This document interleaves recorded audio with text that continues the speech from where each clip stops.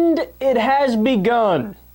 I've been telling you guys for a long time that this day was coming. Cumulus, the second biggest radio network in the country, is dropping Sean Hannity and Rush Limbaugh at the end of the year.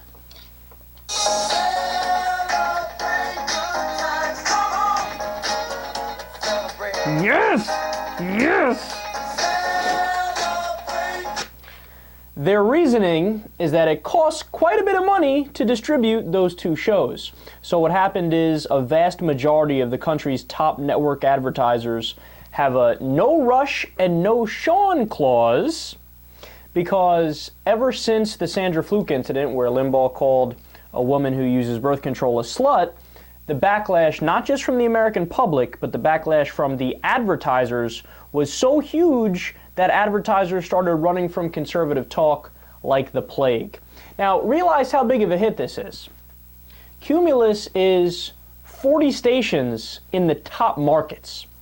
So, for example, WABC here in New York, which is Limbaugh's flagship station, his ass is now booted off of that channel or that station.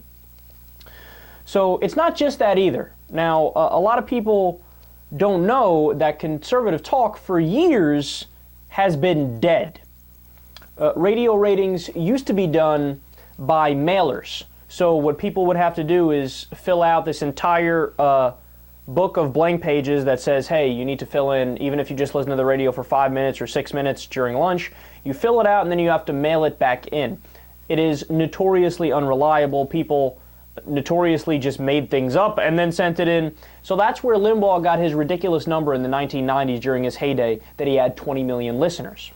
Well, they have since changed the system to a GPS tracking system where they can take within a certain perimeter around radio stations, they can actually determine the exact number of people that are listening. It's called people meters.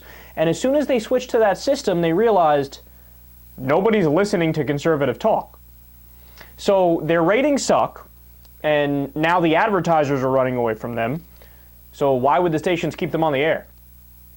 They're finally realizing, let's not keep them on the air, let's get rid of them.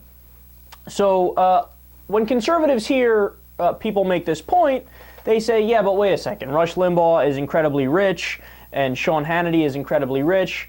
How did they get this money if they're so massively unpopular? But what they don't realize is that conservative talk is a scam.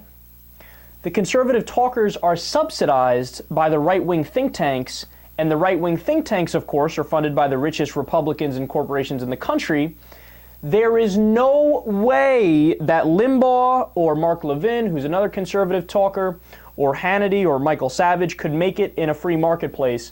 They are completely and utterly propped up by money from the right-wing think tanks. Look, have you ever stopped to think, how is it that Glenn Beck has a TV channel, right? Out of nowhere, he has a TV station, The Blaze TV. It's all Glenn Beck all the time. How is that possible? That costs a lot of money. There's no way he made enough money in however many years. What was he, at Fox News for about 3 years? He made enough money to start a TV station? No, that's not possible. And the answer is, just like with Limbaugh and Hannity, he got all of that money from the right-wing think tanks. So it's FreedomWorks and the American Enterprise Institute and the Heritage Foundation, et cetera, et cetera.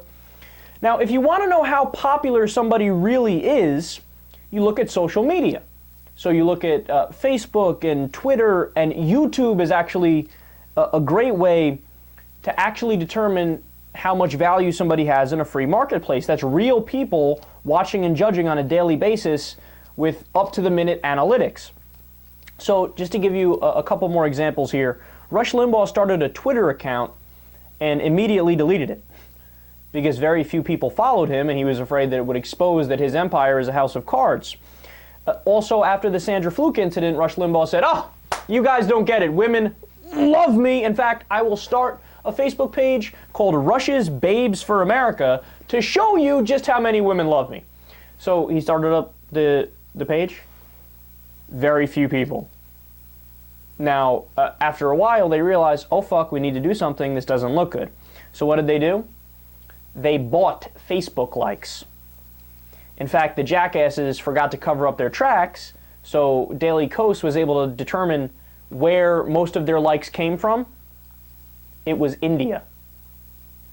They paid for likes from India. So sad. So sad. So look, this is the beginning of a snowball effect here. It's all a scam. All of the conservative talkers are on borrowed time, and you're starting to see the beginnings.